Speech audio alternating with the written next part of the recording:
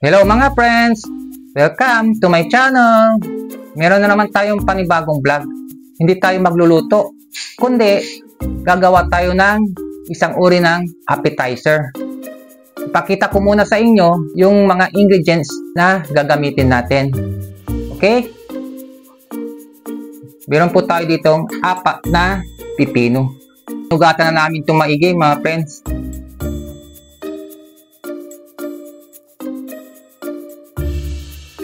Meron tayo ditong konting asukal,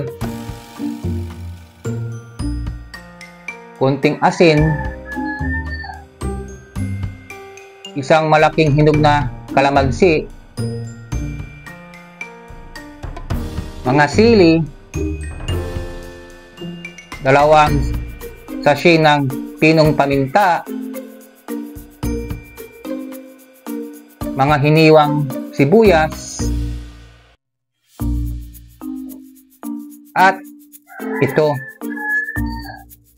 suka. Cane vinegar po to mga friends, okay? Siguro alam nyo na kung ano yung gagawin nating appetizer ngayon. Alam nyo na po ba kung ano?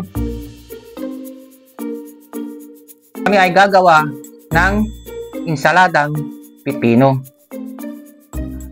Panoodin nyo na lang buo ang vlog kong ito, okay? Ang unang gagawin namin, mga friends, ay babalatan namin tong 4 na pipino. Balikan ko kayo. O mga friends, ito na. Bali, binalatan na namin. Pagkatapos nating balatan, ang mga to ay hiwain natin. Yun na muna din itong malaki, mga friends.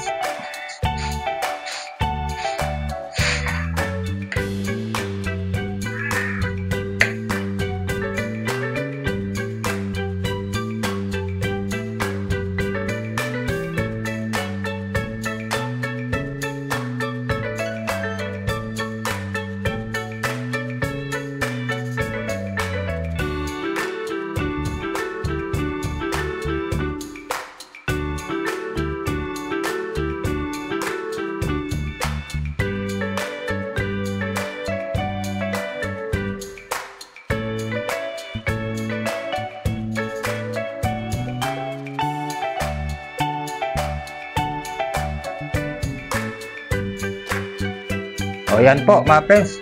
Siya nga pala mga friends, yung mga first time na makapanood itong aking vlog, ay huwag niyong kalimutang paki-like at paki-subscribe itong aking channel. Paki-share nyo na rin po at pwede po kayong mag-comment. Saka huwag niyong kalimutang paki-hit yung notification bell para updated kayo sa parating ko pang mga panibagong vlogs. Okay mga friends? Saka ano pala mga friends, huwag po kayong mag-skip ng mga ads. Okay? Kasi nakakatulong yun sa mga vloggers na tulad ko. Ano na, tuloy tayo sa ating ginagawa. Okay? O ito mga friends, bali pagkatapos natin hiwain yung mga pipino, ay ilipat natin dito sa lagayan na to para madali nating haluin.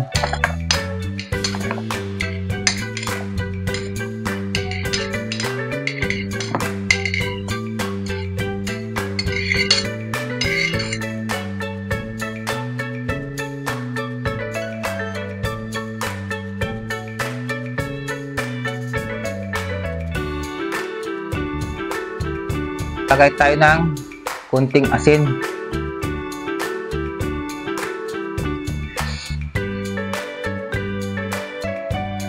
Kunting asukal.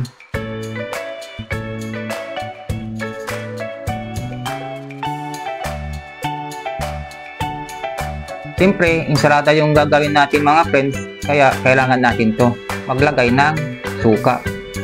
Cane vinegar po to. Okay mga friends?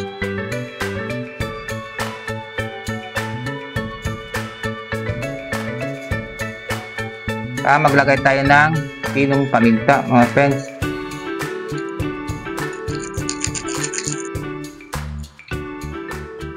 Ito yung pangalawa.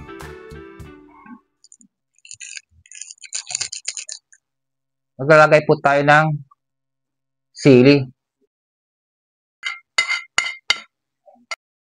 magtira po tayo dito ng konti. May gagawin pa tayo dito. Haluin muna natin mga friends.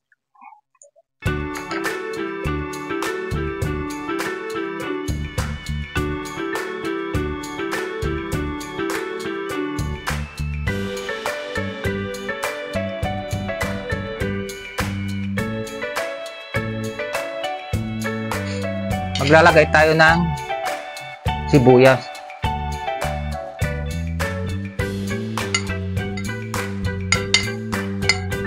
Yan.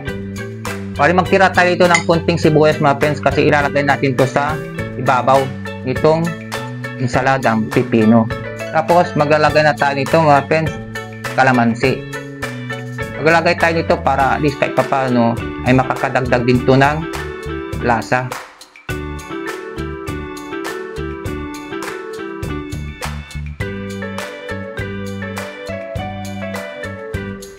Tanggalin ko muna yung mga buto ng kalamansi dito mga friends, okay? Para pagkakain tayo hindi sasama.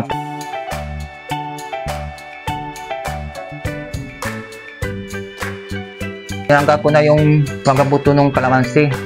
Haluin natin.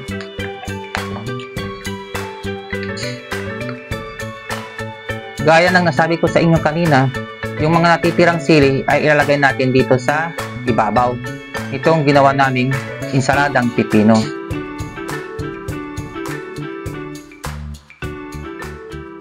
Panghuli, yung mga natira pang mga hiniwa nating mga sibuyas.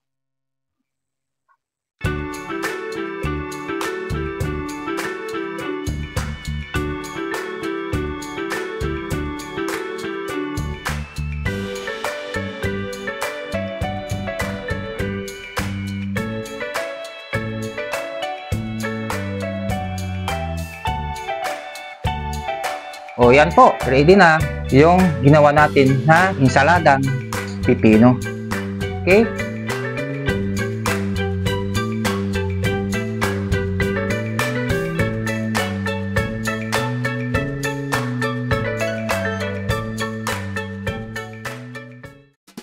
O mga friends, narito na yung ginawa namin na insaladang pipino. Yan po. Okay? Tara, tikman na natin. Okay, mga friends. Siya nga pala mga friends, meron ako ditong sinangag na kanin o fried rice. Magandang kaparis nitong insaladang pipino, itong prinito namin na maliliit na isda na gaya ng mga to.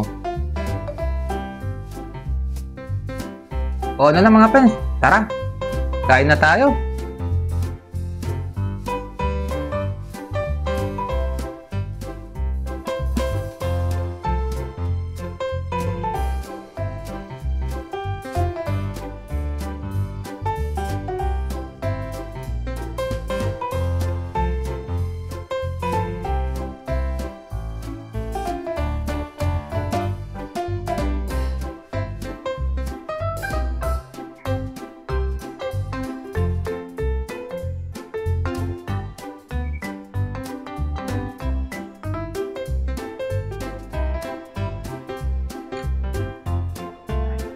Kuha pa ako.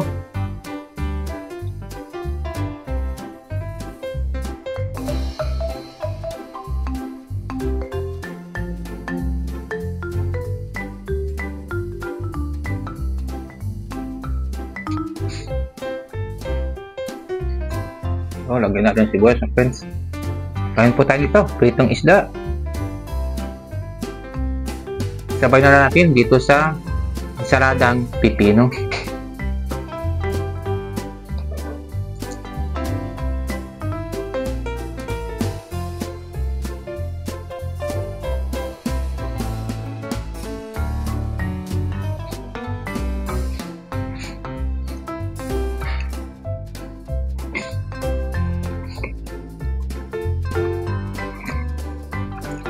Maliliit yung mga tinik niya, pwede mong kainin kasi maganda ang pagkaprito mga friends. Bali, marutong po siya. Pagdagat ko ng kanin mga friends. Kuha tayo mga friends, lagyan natin ulit ng sili. Lagay natin dito sa sinangag na kanin.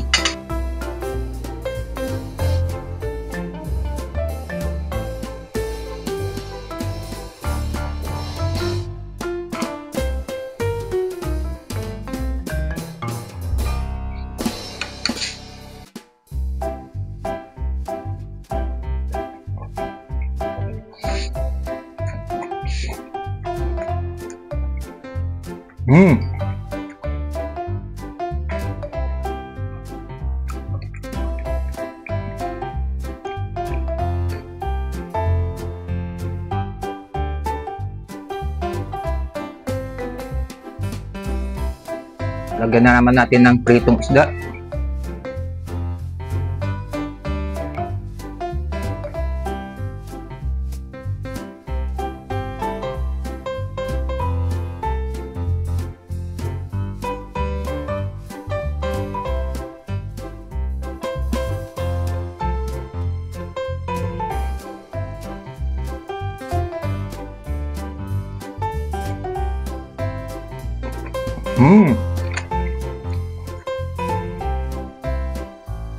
Sarap ng saladang pipino. O ito po, kumuha ulit ako.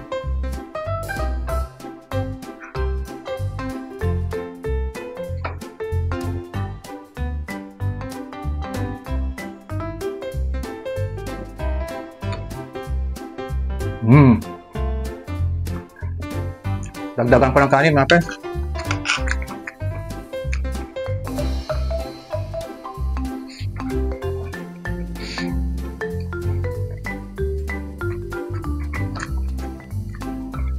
Inom ko ng tubig, mga friends.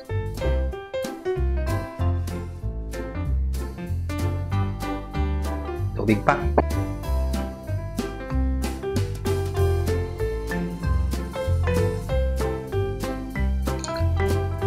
Okay, mga friends. Ayos. Itong ginawa namin na insaladang pipino.